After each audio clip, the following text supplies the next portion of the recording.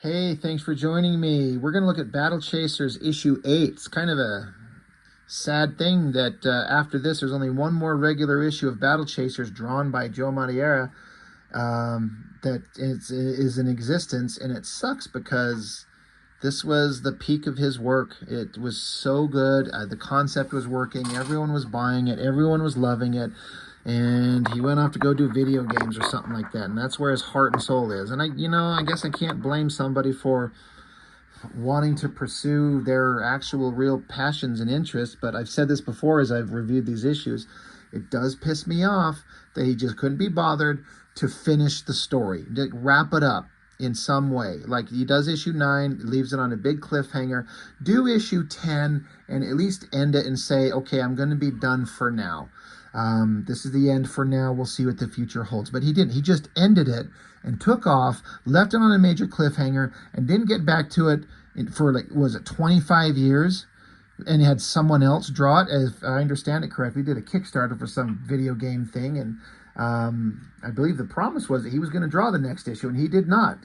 He had somebody else draw it. And the other person who drew it is good, but he's not Joe Mad. So I'd probably bitch about this on every one of these Battle Chasers issues. And you know what? We'll just have to deal with it. This cover sucks. Why? Because it's got that, like, pencil-only digital painting, soft focus bullshit that I cannot stand from him. The drawing itself is always going to be good because it's just how he is. He's just a great artist and he can draw anything. I just hate this style. I mean, the coloring's fine, I guess. It's just a soft focus. I don't like it. I hate it. I reviewed those Ultimates Volume 3 that he drew, where it was colored straight from his pencils, and it's a blurry, unfocused mess, and I can't stand it. In this book, everything is still done in the classic manner with inks on the pencils. Inks by Jason Martin, Trevor Scott, and Scott Williams. Like, that's a bunch of great pencil or inkers right there. At some point here, I'm going to be flipping through this, it's Avenging Spider-Man. Somehow I got my hands on like a sketch cover. I don't even know how I did that. And it's Joe Mad, and it's just shot from his pencils. Now, the coloring isn't as offensively stupid as that overdone Ultimates Volume 3 stuff. And to just the average person, they might look at this and just think it looks fine. It's colorful, but taking his pencils and just coloring them doesn't give it the depth and sharpness and clearness that I think his work deserves. And it's on display here. I think the artwork in this issue, up to this point, is the best artwork Joe Mad has ever done in a comic book. Again, up to this point. And maybe the next issue is just as good, if not better. We'll see when we get to it. This is from May of 2001, so again, forever ago. But it just still looks so good. This shot, I love the opening kind of. This is like just the inside front cover. Simple credits. The use of kind of the computer coloring and lighting going on there. That glow of the sun behind the figure walking. That beautiful sky works perfectly. It's so good. And then I love this silent setup of this character walking through all this environment. It's dark, it's spooky, it's scary. It's Nolan, the magician from the team. Again, these nice black crisp inks on this stuff. It looks so much better than that penciled colored crap. Again, I love that moon and the colored sky behind them. Character walks up. It's like he's walking, and then like these dark rat creature shapes start coming out of the dark. He turns and looks at him, and they just vanish into the wherever they came from. He continues on. There's like this giant pit in the ground, and then we see a flashback, it looks like, because it's set in a different color tone of the same pit, and these like stone pillars that are around it, but they're in the regular time frame. They're kind of off kilter and there's no foliage or ground debris or plants or anything like that. But in the one that's set in the past, they're upright, and so it's just showing like a different timeline, different time frame. This is current, this is in the past. He's there with other characters. There's a close-up on an eyeball, somebody looking shocked, scared, who knows what. Nolan takes off the mask or the cloak hood that he had on. And then we just jump to current times. As was set up in the previous issue, there's this monstrous creature out there that can take dead bodies and mash them together into one giant creature, kind of like The Thing in a way. John Carpenter's The Thing movie, how that alien creature could take different creature forms. It's not quite the same thing, but it's sort of a similar concept of just a mass of flesh mutating into all these crazy, nightmarish, horrible forms. They call it the borrower because it can borrow dead bodies, and it just keeps getting bigger and bigger and bigger. And if you send an army to attack it, every dead body that the creature knocks down dead just adds to its own scary mass. So this army from the capital city is there, and Garrison, the kind of badass warrior hero from the books, who swore he'd give up fighting, but now he's kind of betrayed that oath for reasons he couldn't deny. He had to kind of pick up the sword again. He's here to fight alongside them. And then the scene keeps going back to a guy that's bound up in like rope and a hood over his head and light kind of casting down on him. It says that this monster is being controlled by something or someone nearby. And then it shows someone, you know, in bondage here. So they're leading up to something. Again, I just got to shout out Joe Mad's incredible drawing. This mass of dead creatures, a snake and bodies and skulls and faces. Grotesque and creepy and weird. So Garrison keeps, he's talking like it's obvious that weapons don't affect this thing. We just gotta, we have to get out of here. We got to send in something else, something bigger or stronger to take this thing out. And the soldier who's in control of the army, he's not listening to Garrison. He's like, I'm not going to listen to your shit. We're going to keep doing what we're supposed to do. He's telling all his soldiers, we need to prepare to charge. And all just the commoner soldiers are like, oh God, this is a bad idea. Garrison's like, dude, you're an idiot. You're just going to kill them all. All this blood is on your hands. So the soldier's like, whatever. Everyone, fire your arrows. Arrows have failed. Let's see if swords work. So they charge into battle against this creature. And Garrison knows that this is like just a waste of time. So the soldiers go in. The monster starts killing the regular soldiers. Garrison looks at the guy who's in control, just gives him a mean look like, you fucking son of a bitch, he says. So Garrison jumps in there, pulls his badass sword, got some kind of magical, super awesome abilities that they haven't exactly explained. He leaps into battle. We get another great shot of whoever this mysterious person is that's bound up. And I love the drawing on this. It's almost like a Frank Miller, Sin City kind of heavy, shadowed, kind of rendered figure. That's really neat. Garrison charges in there, sword drawn, and he faces it down. The text is saying how he faces it with no fear. And just like he lops the head of like the snake portion of it off. Look at this snake head. Like I want to flip that over. God damn. Like I've never had a desire to draw a snake really before, but Joe Mad makes me go like, that looks like that could be really fun. So chops the head right off, and from a distance, the king, the leader of the city, who's kind of, it's kind of unclear whether he was really good or really bad, or maybe a little bit of both. But, you know, they notice that Garrison's out there fighting this creature with no fear because he's a badass. But meanwhile, the person who's bound up, it shows a close-up on their hands like they're starting to get away, maybe figure out a way to get free. Back with Garrison, got some round kind of explosive devices in the giant cavernous hole that I think he cut the snake's head off from, because it's some kind of undead creature. It's like a opening into the creature. So he throws these round explosive devices down the throat of this thing. the leader of the soldiers like, holy shit, that's amazing. Everyone get back. I love the expression. Well, look at this goofball next to him. That drawing, that expression on that soldier's face is great. But yeah, Garrison throws explosives down the throat of it, leaps away from the creature. Love the motion of like these lines to kind of show these leaping away. And then boom, boom, boom, boom, boom, giant explosion. Again, you could just, I've said this so many times, no sound effects. We don't need to see a big word saying boom, boom, boom, boom, boom. I hear it just looking at it. And the way that Joe Mad draws motion and energy, it's a static drawn image, but it moves. There's so much kinetic energy in the way that he draws this thing. It's unbelievable how good he is.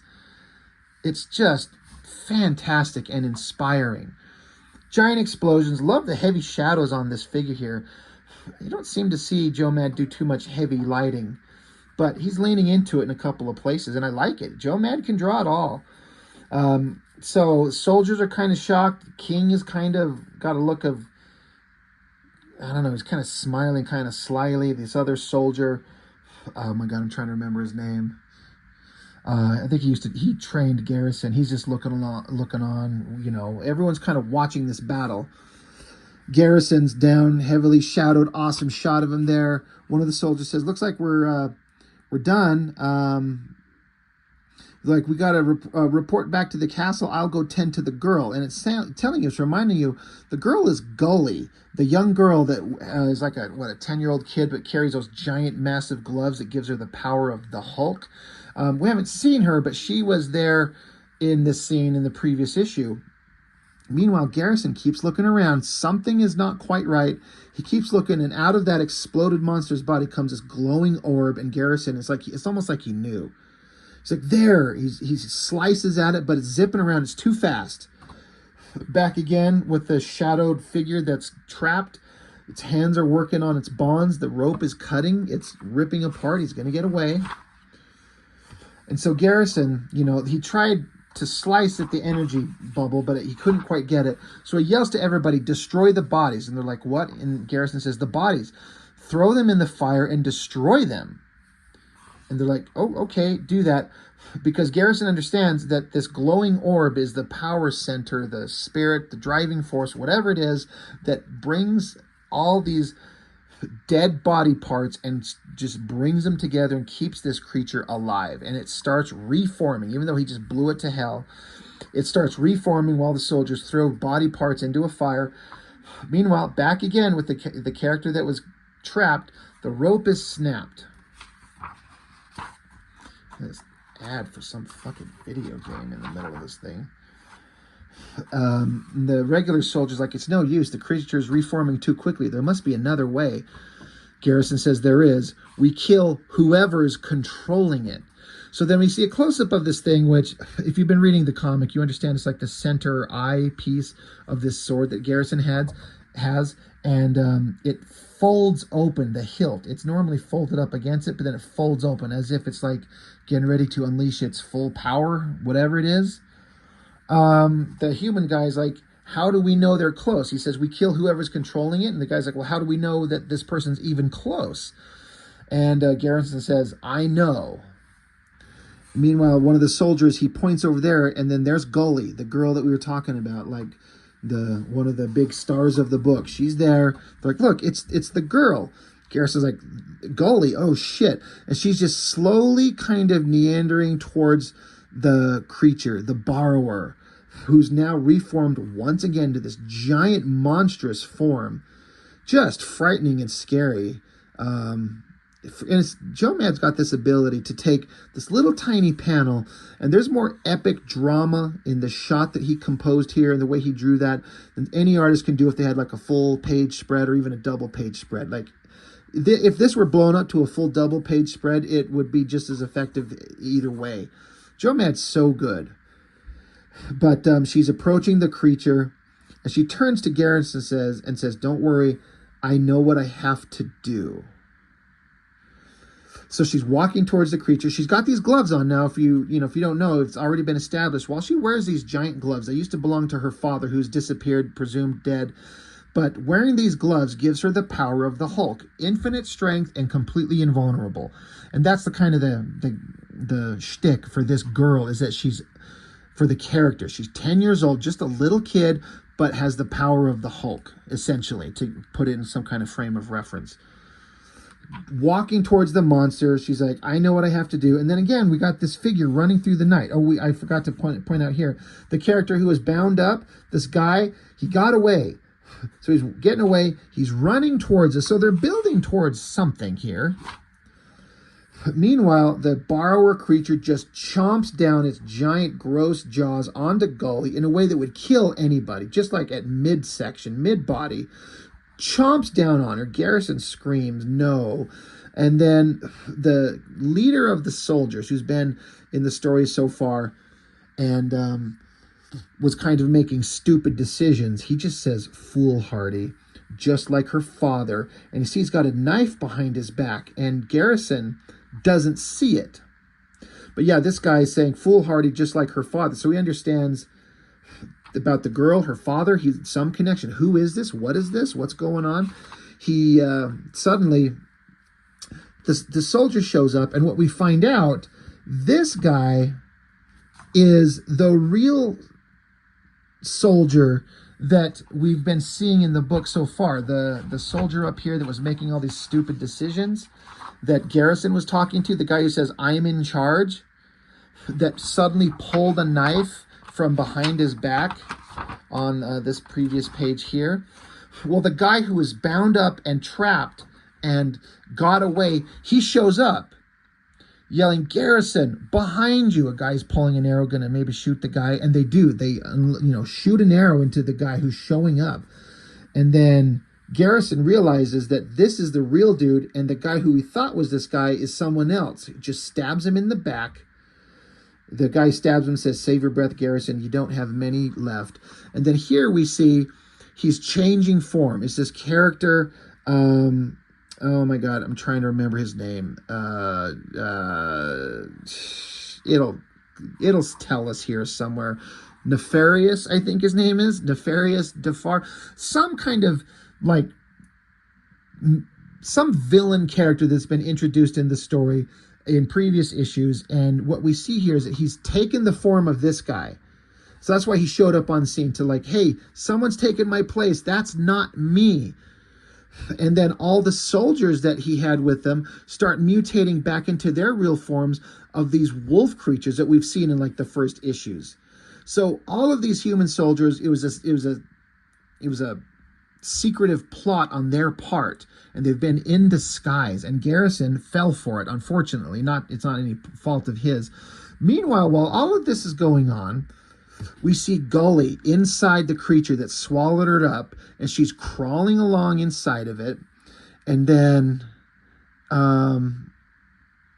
this is a shot of her inside that monster, all these little glowing eyes watching her as she travels through it to that glowing orb that we saw that was the power source, the control center of it. She's reaching up to it, and in this bottom panel, we see her wrapping her hands around it, around the power source of this borrower creature. Meanwhile, the bad guy, who's now revealed his true form, he's like, you see, like the borrower, I have a mission that I must complete. One that will give me my life back, a life that was taken from me. Any man can be redeemed regardless of his sins. My father taught me that. And Garrison's like, he sounds like a great guy. And this guy's like, he was a bastard, a devil, and yet people loved him dearly. So this guy's got a beef with someone. He's got a major problem. And he's like, well, someday all these people will love me and serve me, even you, Garrison. Meanwhile, back with the girl inside the monster, with all her strength, with these powerful gloves on, she crushes that power source. Just crushes it, squeezes it, and then giant explosion of body parts.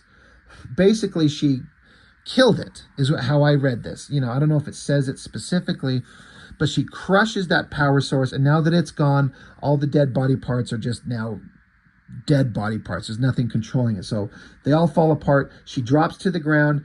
The girl's there unconscious, and the guy looks with a smile on his face.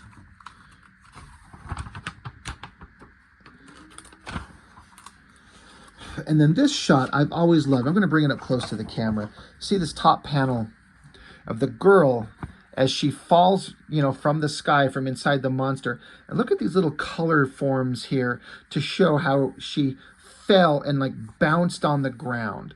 It's like a very anime cartoon thing to do. And it works so perfectly. If you know what those are supposed to be.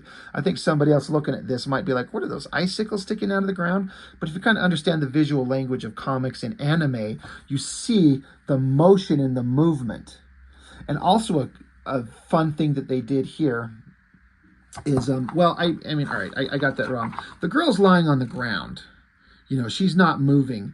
But the guy goes up to her, and what happened is he went up to her, threw her is what happened. I'm sorry, I misread that. But he threw her, and there's this little round circular panel and an exclamation point pointing to her hands at the gloves to imply she doesn't have the gloves on anymore. He does. So he went up to her unconscious self, took the gloves, threw her to the side. He said, all the world will serve me. And look at that incredibly awesome shot, that psychotic look on his face, the teeth, the glowing gloves. Everything just looks creepy and evil and weird and awesome, and it looks so cool. Garrison's looking on. The guy who was being, the real guy, who this guy was being an imposter, he grabbed Garrison's sword, tosses it to him. Another great scene here that just fits like right out of an incredibly awesome animated movie is Garrison's being held by these wolf creatures. He headbutts back into the face of one of them, reaches his hand out, grabs the sword, and this awesome shot of him like spinning in a circle, slicing all of these creatures in half. Like that guy loses his head, he loses his arm, he loses his body at the midpoint. Just instantly gets his sword, boom, slices him dead. Garrison is a badass. Meanwhile, the bad guy's holding up the girl, Gulley, and he's like, let me know when you're finished. And Garrison says, I'm finished. So then we get the most dialogue in this entire book spread across 2 pages. But basically what gets explained here, to pare it down concisely, is that this bad guy, I'm trying to make sure I had his name right. It says it somewhere here. But basically, it's revealed that he is at least a brother or a half-brother to the girl. His father was her father. And her father used to be this revered warrior, maybe royalty. And this character was discarded by the father. The father was Aramis. And the girl loves her father. And this guy, feeling discarded, hates the father. But he's made his whole life's goal to get a hold of these power gloves. That's everything that he's basically explaining. This is what's going on. And, Garrison's like, don't listen to him, Gulley. This isn't true. And he's like, oh, no, she knows it is. Don't you, sister?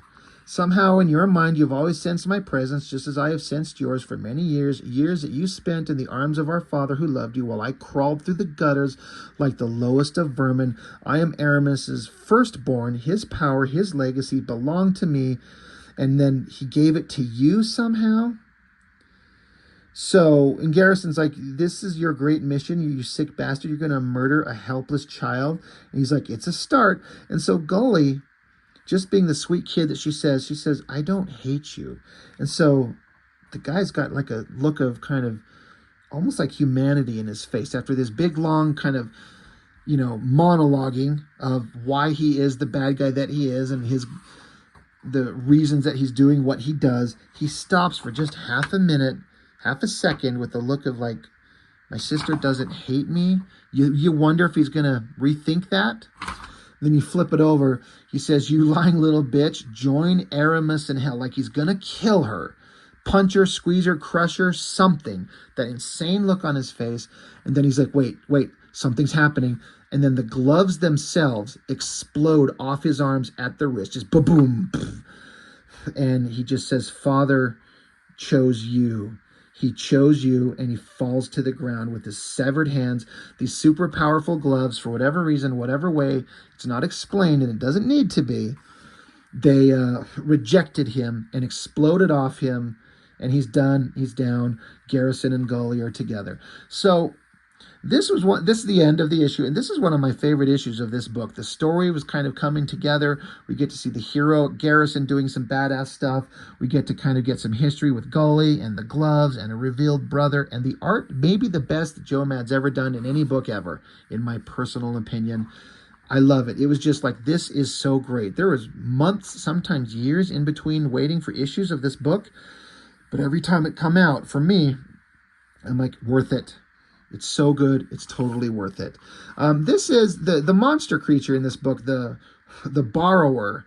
It was some kind of contest, I think, that Joe Mad had for people to send in monster designs he'd throw into the book. And this is the rough sketches of this character by this guy named Huberto Granados, showing like there's like a spinning ball of light that just sucks up body parts and just forms some kind of grotesque creature.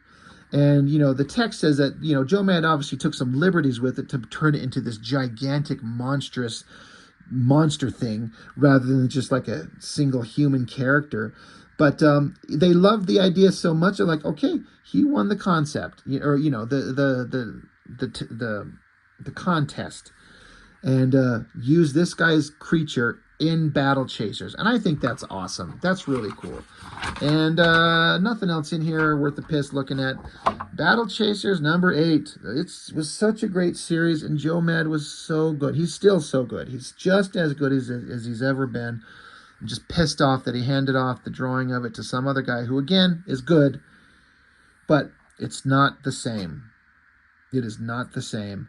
And I got issue 10. I reviewed it maybe about a year ago. But I was also told there was a couple more, 11, 12, 13, maybe something like that. I got to find those somewhere just to see if I could finish up the story of Battle Chasers, even if it's not done by the art, or the art's not done by the guy that I want it to be. But Battle Chasers number 8, pretty badass. I think that cover sucks, but the book is great. So that's all I've got. Thank you for watching. See you next time.